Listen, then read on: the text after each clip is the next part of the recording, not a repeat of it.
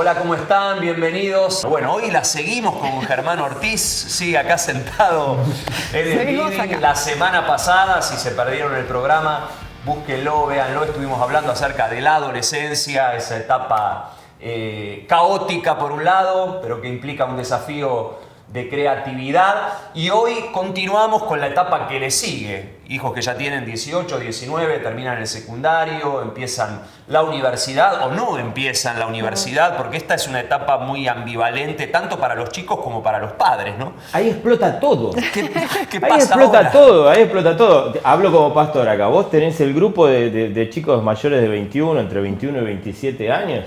¿Y qué tenés de ahí? Tenés de todo ahí.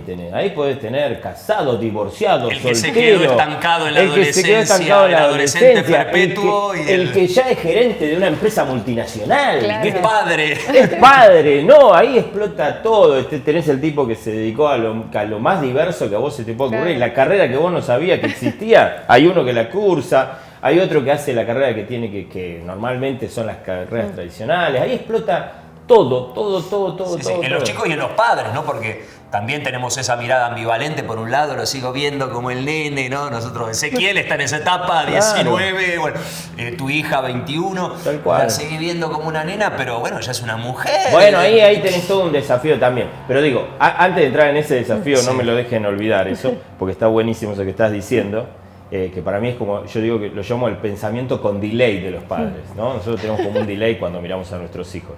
Pero lo interesante es que ahí hay una explosión atómica de diversidad y ahí hay todo un desafío porque vos no sabés para dónde puede salir la cosa y para dónde pueden ir.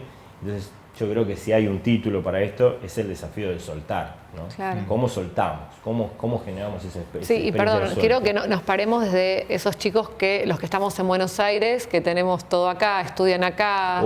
Ese es otro tema interesante. Vienen del interior, ¿no? Que con 18 años... Eso sí, tienen que soltar. Ahí el suelte es obligatorio. Es diferente, sí, ¿no? Bueno, mirá, yo conocí a un muchacho hace un tiempo atrás, siempre cito este ejemplo, que tenía una experiencia particular. Su madre y su padre lo habían dejado, ¿sí? Entonces había sido criado por su tía, ¿no es cierto? Entonces él era el mimado de la tía. Pero tenía el fenómeno interesante. Por un lado era un hijo abandonado, pero por el otro lado era el protegido y sobreprotegido de la tía. Entonces yo le decía, vos sos un caso particular, le digo, porque vos sos el abandonado sobreprotegido. Y lo interesante es que además vivía en La Plata. Entonces no iba a desenganchar jamás de la tía, porque tenía todo servido ahí en La Plata. ¿Dónde te vas a ir a estudiar si vivís en La Plata? ¿Me entendés? Es increíble. Para el que no lo sabe, quizá que no esté viendo de algún lado, La Plata es la ciudad universitaria por excelencia en nuestro país, ¿no? Entonces yo le decía a él, a vos te convendría irte a estudiar a otro lado, que parezca una locura, ¿no? Para poder desconectar de la tía. Bueno, ahora ya es un muchacho grande y la verdad que la campeó muy bien su situación y es un esposo precioso, y etcétera, etcétera. Pero la verdad es que él vivía esa circunstancia. Sí, ahí hay todo un tema. Se nos abrió, en minutos se nos abrieron 100.000 cosas. Que te vamos a invitar otra vez, no te preocupes. Ahí se nos abrieron 100.000 cosas. Pero algo interesante de eso es que en este desafío de soltar es importante asumir que pasados los 18, en nuestro país por lo menos, ya sos mayor de edad y ese es un desafío que los padres tenemos porque no podemos seguir reteniendo, ¿no? Ahí la responsabilidad es ver cómo hacemos para lanzarlos a la vida, animarlos y desafiarlos a que tomen sus propias decisiones. Ahí ya lo que nosotros digamos obviamente puede llegar a tener un peso. Ese peso va a depender mucho de lo que construimos durante la adolescencia. El aguante que le pusimos a la tempestad de la adolescencia, ahora nuestros hijos pueden valorarlo. El lóbulo frontal empieza como a formarse más, entonces ellos pueden hacer análisis, pueden sacar cuentas y decir papá no es perfecto, mamá no es perfecta, pero le pusieron mucha onda durante la adolescencia. Entonces los tengo como referentes en la vida. Si eso no pasó, estaremos más complicados. Y ahí aparece un desafío que para mí es gigantesco, y que en la pastoral me toca muchas veces trabajarlo, que es cuando nuestros hijos pasan la barrera de los 18, nuestro gran desafío es vivir, es mostrar lo que vivimos. Porque ya no podemos incidir desde la orden o desde la coerción que hasta la ley de alguna manera nos habilitaba, sino que ahora nuestros hijos tienen que decir, che, mirá papá cómo vive, mirá mamá cómo vive. Y por ahí, algo que pasa muchísimo, es que aún los papás en su propio análisis se agarran la cabeza de lo que hicieron durante la adolescencia.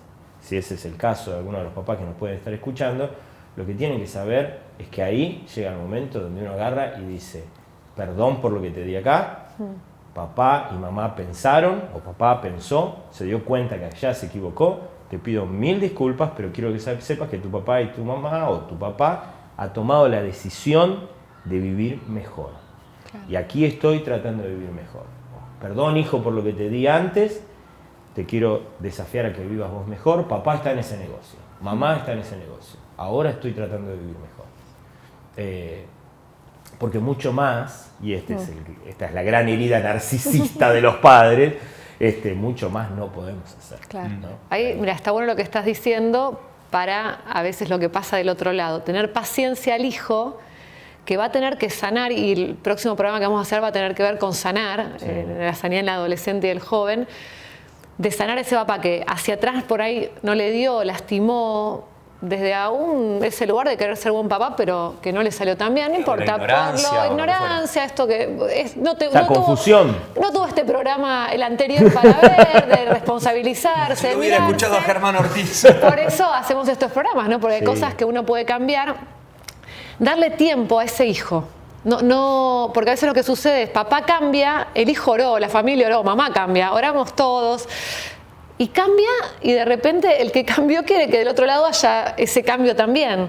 Pero del otro lado hay un proceso, ¿no? Un proceso de aceptar aún este papá que cambió, y a veces cómo cambia la dinámica toda la dinámica familiar, ¿no? Que no estábamos acostumbrados a ese cambio, aunque es bueno, estamos tan acostumbrados a lo disfuncional que funcionaba, que lo nuevo trae un reajuste. Entonces, a ese papá o esa mamá que va a decir, che, hijo, perdóname, hoy quiero vivir mejor, que lo siga haciendo, a pesar que del otro lado no tengo una devolución buena por ahí. Sí, voy a dar un ejemplo concreto de eso, porque lo que estás diciendo me parece importantísimo ilustrarlo, ¿no? Padres que han rendido culto al caos. Entonces, durante la niñez y la adolescencia, el gobierno del hogar era caótico. Acá se puede hacer, anárquico, de alguna manera, ¿no? Entonces, hay un descubrimiento. En nuestro caso, relacionado muchas veces con la fe, ¿no? Mucha gente llega y dice, Dios me llamó a ordenarme, porque lo mío era el caos. Entonces, instalan el orden. Vamos a poner que tienen un hijo de 17, 18 años. Dicen, las cosas van a cambiar en casa, vamos a poner orden. Claro, para alguien que no tiene el lóbulo frontal desarrollado, que el sistema límbico le anda así repimporoteando en la cabeza y todo explota y no hay orden, la verdad es que esa es una muy mala noticia, por lo menos percibida humanamente. El chico lo percibe como, pará, esto estaba fenomenal, yo hacía lo que se me cantaba, hacía lo que quería, venía a la hora que yo quería, hacía en casa lo que a mí se me antojaba, ahora mi papá le agarró un ataque de orden. ¿Qué le pasa al loco este? ¿No? Entonces el padre dice, no, acá las cosas tienen que cambiar. Y en esta casa van a cambiar. Bueno, tenés una enorme crisis en puerta. Ahora, obviamente, sabemos que el orden es bueno, que el caos nunca nos hace un aporte significativo a la vida. La creación arranca con Dios ordenando el caos. Entonces, obviamente eso es un golpe, es un shock. Y los chicos empiezan a decir, ¿qué te pasó? ¿Y por qué ahora me estás obligando a tu cambio? Encima tiene 18 años, así que ya crece en autonomía y dice, el cambio que vos me estás proponiendo es un cambio que elegiste vos, yo no lo quiero ese cambio. Entonces ahí aparece una situación que para mí es muy importante. La autoridad de la casa es de los padres. Entonces el padre tiene que decir, mirá hijo, en esta casa, mientras yo sea la autoridad, estas son las normas y ahora yo me di cuenta que hasta acá cometí un error. Te pido 1000 perdones. El hijo dice, no me tenés que pedir perdón si aquello estaba bárbaro. Y dice, no, a vos no te estás dando cuenta, pero aquello fue malo y ahora vamos a hacer un cambio. Y como yo soy la autoridad de la casa, ese cambio se va a instituir. En esta casa tenés esta norma. Fuera de la casa, vos podrás hacer lo que tu edad te permite hacer. Pero dentro de esta casa vamos a establecer estas normas, o estos principios, estos valores. Y ahí se genera una crisis importantísima. Para mí, yo siempre le digo al papá, se arranca con la palabrita perdón. porque él no tiene la culpa de tu proceso. Claro. Entonces ahí yo te pido perdón. Hay algo que yo no sabía, acabo de descubrir, voy a hacer un cambio en mi vida porque aquello fue nocivo. Y va a ser nocivo para tu vida si vos no haces ese cambio. Pero yo no te puedo obligar porque ahora tenés 18 años, mi amor. Entonces no te puedo obligar a tomar ese cambio. Sí te puedo invitar a tomarlo, pero no te puedo obligar a tomarlo. Pero en de las puertas de este hogar para adentro, el cambio se va a ver. Porque papá y mamá tomaron, o papá, porque pensamos que puede haber familias que no están papá y mamá juntos, papá, mamá tomaron la decisión que ese cambio se instaure. Embromadísimo esto que estamos diciendo, jorobadísimo, pero la verdad es que no creo que haya otro camino que ese. ¿No? Germán, una pregunta personal, mi carácter de padre de un varón de 19 que se nos va a vivir 3 meses a Italia, claro. Dentro de 2 semanas. Los temores, ¿no? ¿Estará preparado? Ojalá pudiera hacerle un escaneo cerebral para ver si el lóbulo frontal ya lo tiene desarrollado. Como no puedo ver el escaneo, ¿qué es lo que tengo que ver? Le falta poquito, la neurociencia dice que todavía no, pero le falta poquito, está mucho mejor que otros. ¿Alarmas o cosas positivas para ver? Bueno, obviamente implica un paso de fe, soltar a todo papá le cuesta, pero ¿cómo lidiar con esos temores, no? ¿Qué cosas ver que me den una pauta, un parámetro de que está realmente preparado o todavía no?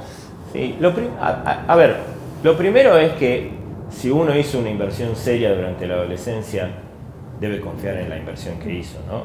Primero y principal. Y ahí yo, lamentablemente, no sé cómo pensar eso fuera alejado de la fe, ¿no? En la fe lo pienso de esta manera. Dios llega donde yo no llego. Dios está más interesado en el desarrollo de mi hijo o de mi hija que yo, ¿no? Porque hay veces que nos confundimos, pensamos que nosotros amamos a nuestros hijos más de lo que lo ama Dios. No, error, Dios los ama más. Yo le digo a mi hijo, yo le digo a Dios, Dios, necesito que mi hijo cambie en esto. Y a veces es casi como que la fantasía sería como que Dios dice, uy, menos mal que me avisaste. Si no me decías que tu hijo necesitaba eso, yo no me daba cuenta. Es un absurdo eso. Claro. Dios sabe mejor que yo lo que mi hijo necesita. Dios sabe mejor que yo lo que a mi hijo le hace falta. Dios sabe mejor que yo lo que mi hijo todavía no elaboró, no desarrolló, no sanó, etcétera, etcétera, etcétera. Y ahí yo tengo que confiar. No me queda otra. Suponete que no hiciste una buena inversión durante tu adolescencia y juventud. Bueno, a ver, voy a decir algo que puede ser muy, muy grave. Lo que no hiciste, no lo hiciste hasta ahora. ¿Viste? Como los chicos que llegan a estudiar 10 minutos antes del examen. Lo que no estudiaste hasta acá, no lo estudiaste. Y ahí la esperanza de lo que Dios puede hacer se renueva. Y ahí, insisto otra vez, si los cambios que le pedís a tus hijos, pedítelo a vos y viví de la mejor manera que puedas. Ahora, una cosa que para mí también es importante es la redención del fracaso, ¿no? Hay veces que nosotros tenemos metidos dentro nuestro la inviabilidad del fracaso. Yo no puedo fracasar, no tengo que fracasar. Fracasar es dilapidario, es sumamente grave. Tu hijo de 18, 19 años puede ir a Italia, y yo, perdonen que se los digo así de una manera tan cruda, puede fracasar en su experiencia en Italia. ¿Qué pasó? Fracasó. No pasó nada tan grave. Y la verdad es que está bueno ponerle el título. Si fracasó, fracasó, no le pongas otro nombre. Claro, nosotros escuchamos la palabra fracaso y a ver, yo digo la palabra fracaso y la gente la mayoría de las veces escucha fracasado. Sí, connotación negativa. Sí, y son dos cosas distintas. Una cosa es fracasar sobre algo y otra cosa es ser un fracasado. Son dos cosas completamente distintas. El fracaso es inherente a la realidad humana. Podemos fracasar. Y si fracasa, ¿qué pasa? Volver a Italia con una experiencia hecha, con algo que vivió, con algo que experimentó, con algo que aprendió a no volver a elegir nunca más en su vida, porque lo aprendió y se acabó y ya está. Es lo más grave que puede pasar. Digamos, no se me ocurre algo más grave. Sí, y que no es grave en sí, porque el fracaso también te va llevando a ir creciendo. O sea, el fracaso es parte de la vida, ¿no? En la serie, en el programa con adolescentes, recomendé una película, ahora recomiendo otra. La familia del futuro, que es una película de dibujos animados, altísimamente recomendable, el protagonista llega a una casa que parece muy delirante, muy extraña. Estoy tratando de hablarlo de manera tal que no spoilee la película, pero en un momento comete un error, fracasa. Y la familia en la que él se está entrando, se está incorporando, celebra, pero celebra con todo, descorchan champán, aparece papel picado, fuegos artificiales. Es el momento de celebración por el fracaso. El chiquito mira la escena como diciendo, están todos totalmente locos.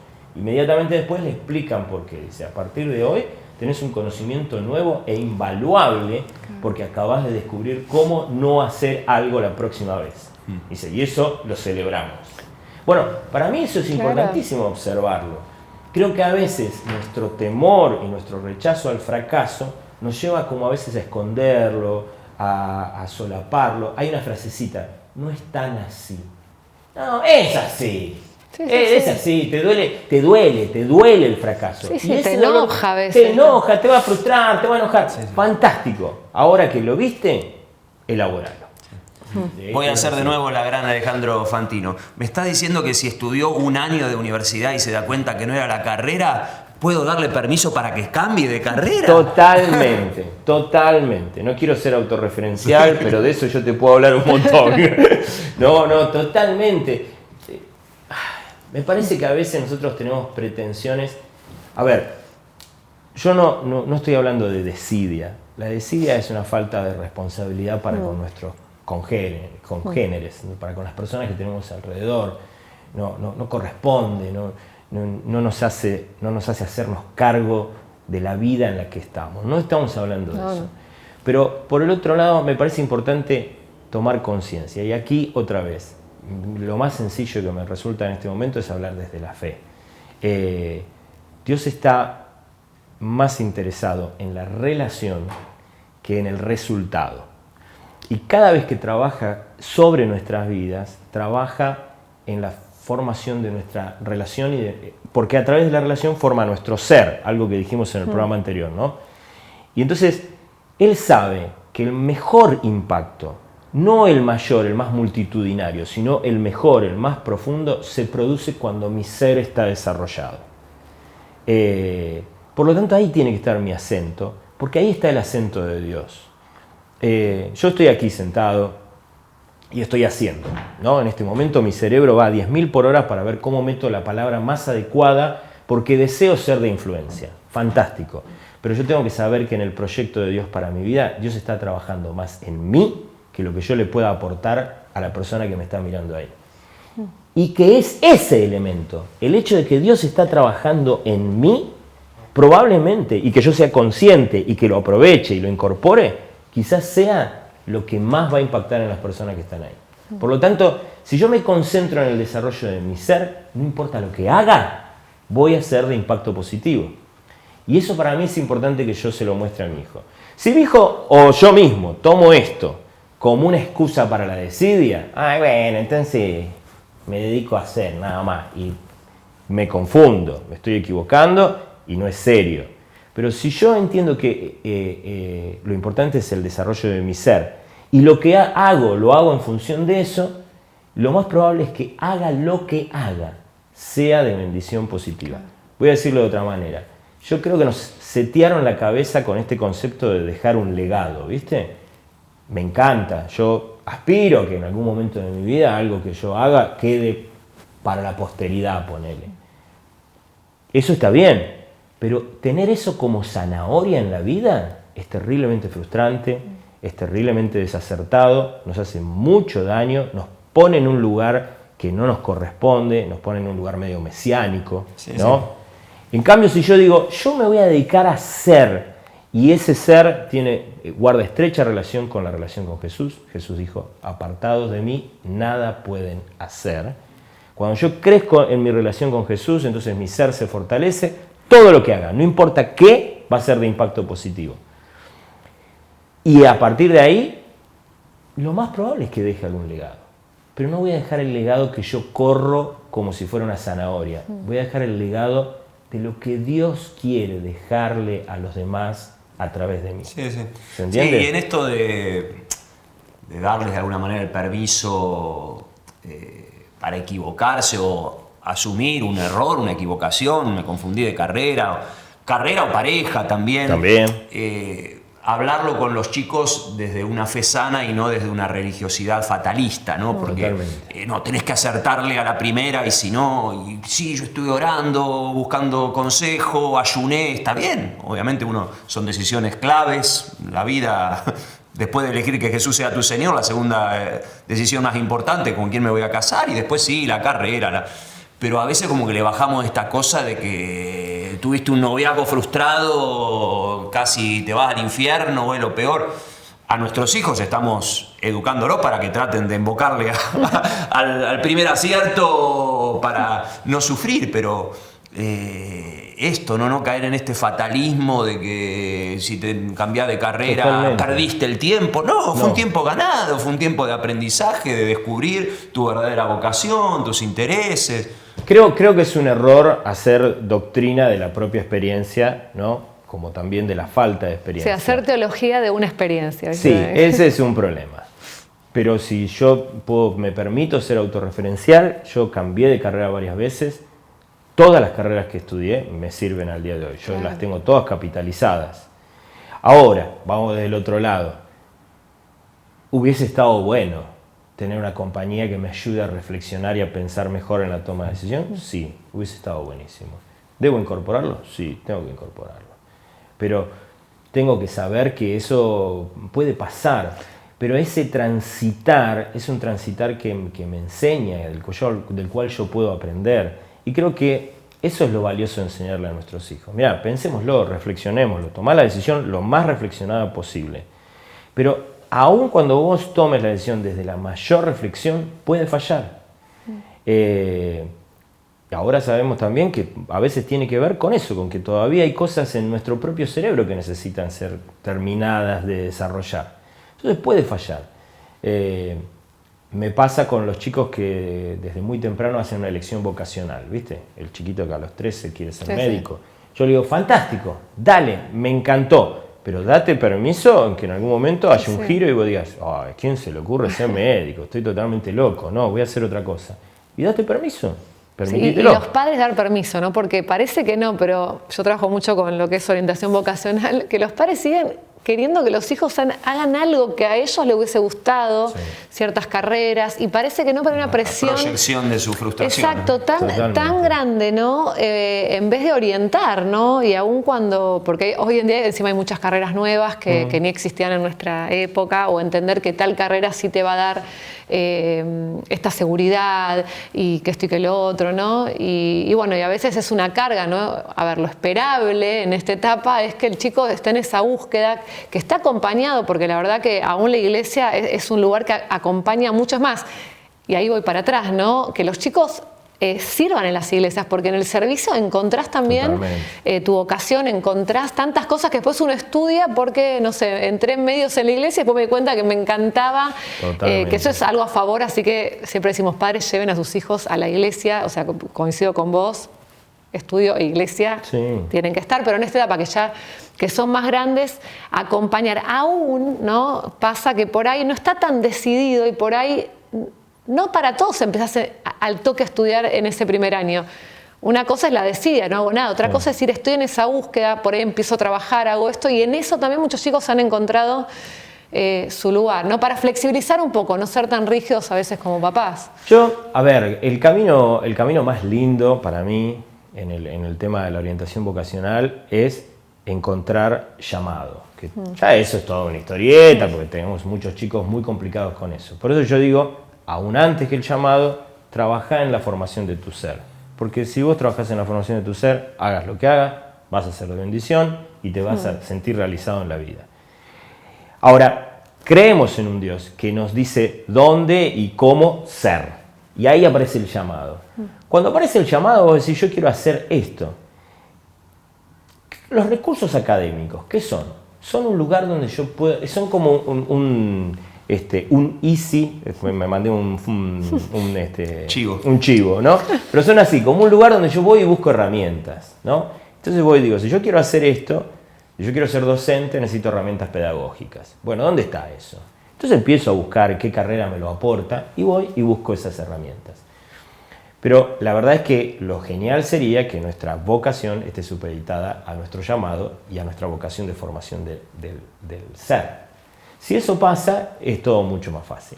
Obviamente, todo lo que estoy diciendo acá, sentaditos en este living, suena fantástico y suena lindo. No es tan fácil, pero es lo que deberíamos acompañar a nuestros chicos a buscar. Si los chicos terminan yendo a las universidades, a YouTube, a cualquier curso que sea, a buscar herramientas para hacer lo que Dios les quiere hacer, ¡wow! Eso para mí va a fluir mucho más y mucho mejor. Ahora bien, ahí hay algunos mitos que derribar. No hay una carrera que te enseñe a ser feliz o que te habilite el campo para ser feliz. No hay una carrera más rentable que la otra. Esa es una fantasía, pero enorme, gigantesca. O sea, hay gente que se muere de hambre con la carrera más supuestamente rentable que a vos se te pueda ocurrir. Y de hecho yo siempre pienso, ¿no? Hay gente que le conozco su historia de formación académica, desde dónde surge. Si alguien me dice a mí, yo soy abogado porque mi papá me obligó. No sé si quiero que me defienda ese abogado, ¿no? No me alienta mucho. Si me llego a enterar de ese dato, estoy cambiando de abogado. Claro. Porque estoy esperando que alguien que me defienda como abogado lo haya elegido porque es su pasión, porque es su vocación, porque es lo que quiere hacer, porque le encontró la vuelta a la vida desarrollándose ahí. Entonces, en ese sentido, para mí es tan importante que nosotros encontremos en el perfil de nuestros hijos apoyar esta cuestión que tiene que ver con la impronta de Dios en la vida de nuestros hijos es fundamental. Ahora, perdón, y digo esto para cerrar. Puede ser que nuestro hijo no lo encuentre de manera inmediata. Entonces, lo que hacemos es acompañarlo en su búsqueda. Con oración, antes que nada, y después con paciencia, con diálogo y con soltar. Sí. Hay dos preguntas finales. Quizás haya algún padre o madre del otro lado diciendo: la verdad que mi problema no es soltarlo a mi hijo, el problema es que él no me suelta a mí.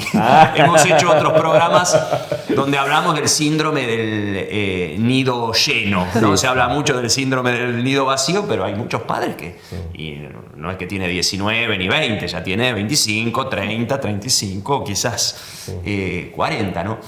¿Qué pasa cuando se da ese fenómeno?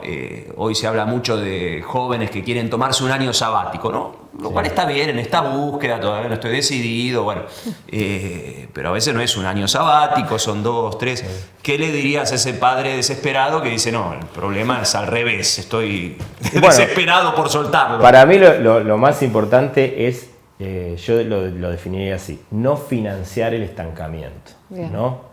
Para mí ese es el elemento hotel fundamental. no. Exactamente, hay cambios para hacer, ¿no? Por ejemplo, qué sé yo, a mi hija de 21, en casa el lavado de ropa es mi responsabilidad, por ejemplo.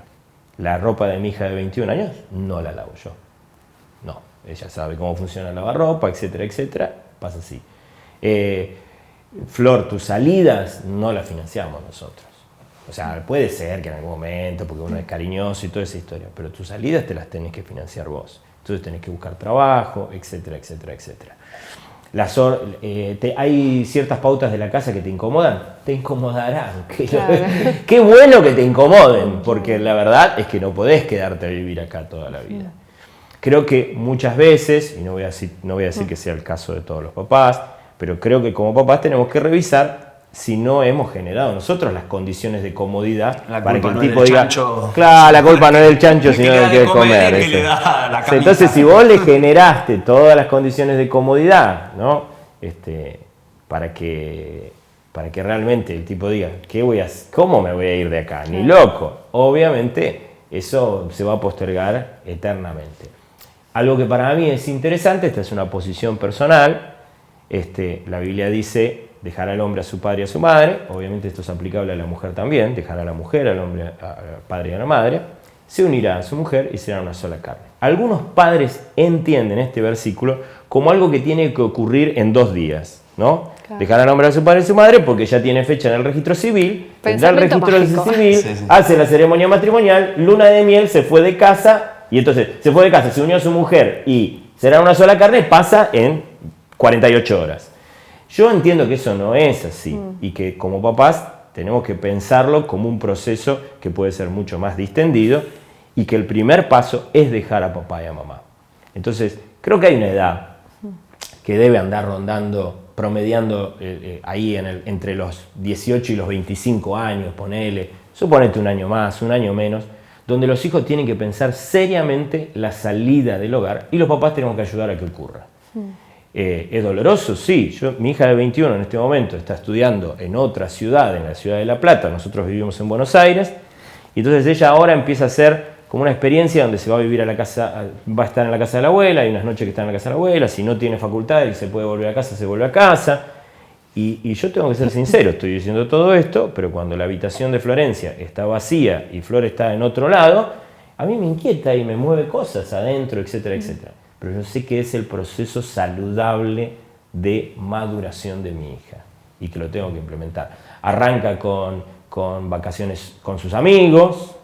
Ups, se fue 3 días. ¿Con quién? Con los atorrantes de los amigos de la iglesia. ¡Oh, qué terrible! Sí, es un impacto, pero tengo que favorecerlo, tengo que promoverlo en esto de soltar. Porque si no, esto se queda siempre así. Sí, verlo, como un proceso lindo, porque a veces nos paramos siempre desde la falta, ¿no? Y, qué pesado esto, y siempre es como cada etapa, ¿no?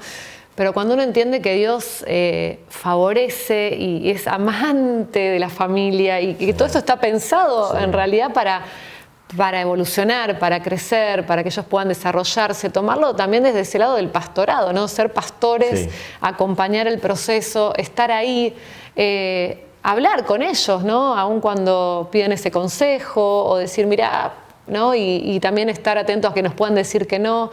Y acompañarnos, es decir, como, bueno, vamos, antes estábamos nosotros más adelante que ellos, ¿no? Cuando era más chiquito. Ahora aún por ahí estamos atrás de ellos, pero estamos, viste, ahí como acompañando, ¿no? También pensarlo como algo lindo. Sí, hay una última pregunta ligada a esto que decía Vale. Algo que iba a decir. Ustedes acompañan parejas. Sí. Y a mí me ha tocado también hacerlo en algunos momentos. Y ustedes podrán contarle a todo el mundo el efecto que tiene no haber dejado a padre y madre en el desarrollo saludable de una pareja. Sí, no cortar. Entonces, como papá, yo tengo la responsabilidad de ayudar a mi hija a dejarme, a utilizarme de plataforma de despegue, a ser plataforma de despegue y no techo de mis hijos, entre otras cosas por amor al pobre cristiano que le va a tocar ennoviarse y luego casarse con mi hija. Porque si no, generamos mucho dolor. Mi futuro yerno ya. Pero generamos mucho dolor, mucho dolor. Si queremos que nuestros hijos tengan lindos matrimonios, el principio bíblico es, a mí me asombra. Yo he visto parejas en terribles caos porque alguno de los dos no ha sabido dejar a padre y madre. Entonces tenemos que ayudarlos a ese despegue, porque si no puede ser muy nocivo. Sí, para y dejar no solo lo malo, a veces lo bueno. Lo que malo, le funcionaba de maravillas a papá y a mamá. No, pero... porque algunos dicen, mis papás son tan buenos que no los quiero dejar. No, error. Hay un principio... a ver, yo veo que te cebaste. No, pero no me canso. Para otra porque es un tema pero enorme. no me canso de ver el efecto negativo que tiene. Totalmente. Sí, tal cual. Totalmente. Bueno, próximo programa, la importancia del dejar. Sí. Una última pregunta para cerrar este. Sí. Hay encuestas hechas de cuántos jóvenes en esta edad dejan su fe, ¿no? Dejan la iglesia, se apartan de Dios, 18, 19, bueno, muchos factores que influyen, la universidad, empezaron con los viajes, ojalá sea con los atorrantes de la iglesia, a veces viaje con otros atorrantes, bueno. Esto tanto para agentes pastorales de iglesia, pastores, líderes de jóvenes y en la familia, ¿no? En esto que decía Vale del acompañamiento, del pastoreo. ¿Qué deberíamos hacer o qué cosas ver o cómo ayudarlos a que no sea esta etapa de crisis de fe, sino todo lo contrario, ¿no? Una etapa de fortalecimiento en la fe?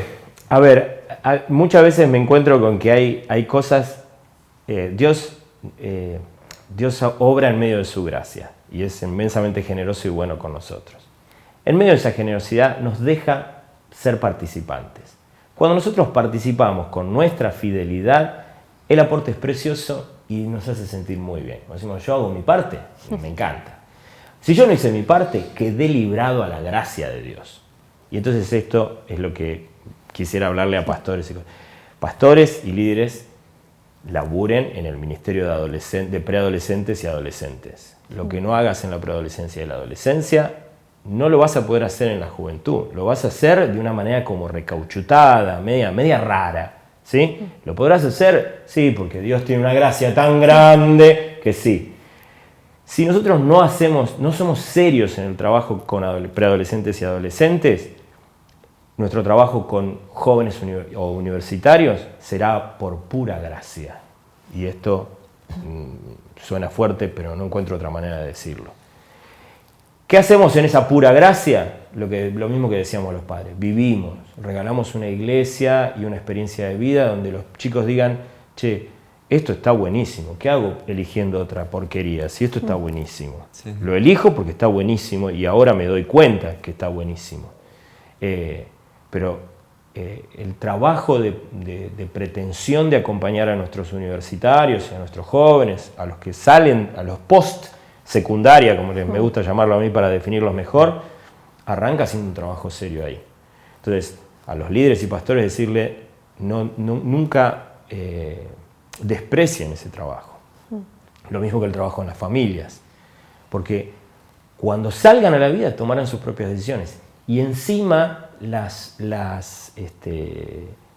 seducciones son gigantescas, son enormes. Entonces, si no tiene un background, un apoyo, una fuente de sustentación, obviamente que la universidad le va a ofrecer instancias, la universidad o la vida misma les va a ofrecer instancias de seducción que van a terminar siendo muy atractivas. Si yo lo que les di es pobre, que después no me asombre que lo otro le resulte más seductor. Sí, no le echemos la culpa al joven, ¿no? Porque desde ese lado uno tiene que mirar para atrás un poco y decir, bueno, obviamente, listo, hago mis cambios, lo oro por mi hijo, las iglesias, estar preparados también para atraer con cuerdas de amor a los jóvenes, pero no echarles porque a veces por ahí los papás no se dan cuenta y el joven rechaza más todavía, ¿no? Totalmente. Entonces, bueno, ahí pensamos. En la iglesia ser estratégicos en esas transiciones, ¿no? Bueno, vos sos íntimo amigo de Lucas, Leis, que viene hablando, machacando con este tema. Totalmente. De un ministerio serio donde haya una continuidad, ¿no? Que no sea, me gradué de adolescente y ahora... No, que totalmente. Dios te ayude, ¿no? Obviamente después acompañamos ese proceso, pero a mí me parece muy importante lo que sembramos. O sea, sembramos, cosecharemos lo que sembramos. Entonces, no le pidamos a alguien, o sea, no le pidamos peras al olmo. Si sembramos olmos, no le pidamos peras, ¿no? Entonces tenemos que saber eso. Y me dice, bueno, no, pero ya llegué tarde. Ya tengo un montón de jóvenes en mi iglesia, nunca hicimos nada con los adolescentes, nunca les sembramos nada, nunca les aportamos nada. Bueno, abrazalos y mostrales lo que vivís en Dios para que resulte ser lo suficientemente seductor y resulte ser más seductor que todas las propuestas del camino ancho que ofrece la vida. ¡Ah! Pavada de desafío tenés ahí. Sí. Porque entonces nunca vio esto y ahora lo va a ver recién ahora. Bueno, ahí confiamos en la gracia de Dios y seguiremos siendo fieles. Pero si vos me preguntás, humanamente, ¿qué te toca hacer? Y humanamente te toca diseñar un proceso saludable que arranca, obviamente, en la familia, ¿no? Y que después va a pasar por la niñez, la preadolescencia y la adolescencia. No sembraste nada ahí, se te va a complicar más cosechar acá. Sí. Claro. No hay vuelta que darle. Sí. Entonces ahí es importante que lo pensemos como y acá obviamente también podemos citarlo a mi querido amigo Lucas, obviamente hay que mirarlo como un proceso completo. Tengo anotados como 10 temas para seguir hablando. No, hay que llamarlo de nuevo, me encantó. De verdad, un lujo, bueno, millones de gracias. Favor, tiene un montón de libros escritos, o sea, para la gente que nos mira. Acaba de aparecer en el Zócalo, redes sociales, todo, contacto, ¿no? Libros, materiales, recursos. Esta es una etapa en la que necesitamos valernos, leer, padres, no solamente ver el programa. Acá despertamos conciencia, tiramos el tema sobre la mesa, pero profundicen, que son temas esenciales, vitales para lo más importante de la vida después de Dios, que es la familia. Hoy no están solos. Antes no había nada. Hace muchos años atrás costaba conseguir. Ahora no hay excusa. No hay excusa. ¿Sí? Así es. Un montón. Bueno, por favor, gracias. Búsquenlos porque los recursos hoy están. Abundan. Abundan. Gracias, Germán, de nuevo. Saludos a Daniela y a los chicos. Gracias.